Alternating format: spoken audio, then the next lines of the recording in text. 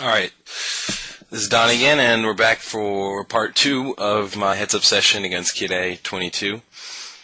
And we're sort of right in the middle of where I left off.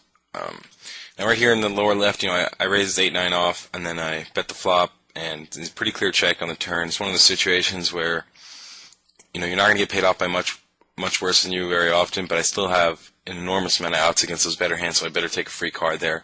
And I still have showdown value, but I don't have much showdown value if I bet the turn and I get called. But if I check back, then I have a lot more showdown value than if I had bet. And he bets the river, and it's a pretty easy fold. On a king, queen, 10, 7, 8 board, 3 clubs, there's not much I beat there.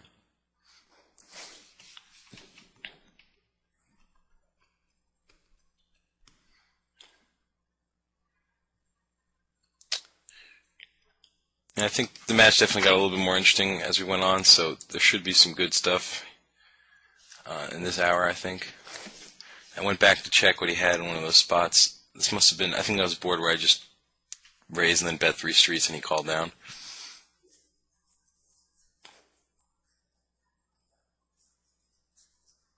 I believe I 4-bet here with king 9 off. King 9 off is like the greatest hand, to 4-bet, obviously.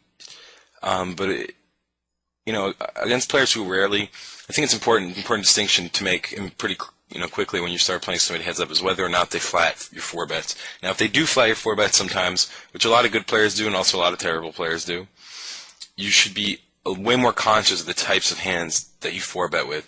If they're obviously going to be flatting your 4-bets, you don't want to do it with just total junk hands. You'd rather have a hand that can make some sort of semblance of a hand on the flop. But if they don't flat ever, if they either shove or fold to your 4-bets, usually this is the case when you're 100 big blinds deep, then it really doesn't matter what you're 4-betting with. You can do it with queen 3 offsuit, you can do it with 7-4 offsuit. It really makes no difference. When they actually do when there is a risk that they're going to call sometimes, you're better off just keeping it with reasonable hands. I'm not saying you only need to do it with good hands. You obviously should mix in some bluffs. But when you're doing it with bluffy hands, you should be doing it with hands like king 5 suited or something like that. Hands that can actually make a reasonable hand on the flop. And here, upper right, raise king queen diamonds. Flop comes king 5-4. It's pretty much nuts. And always got to keep betting there.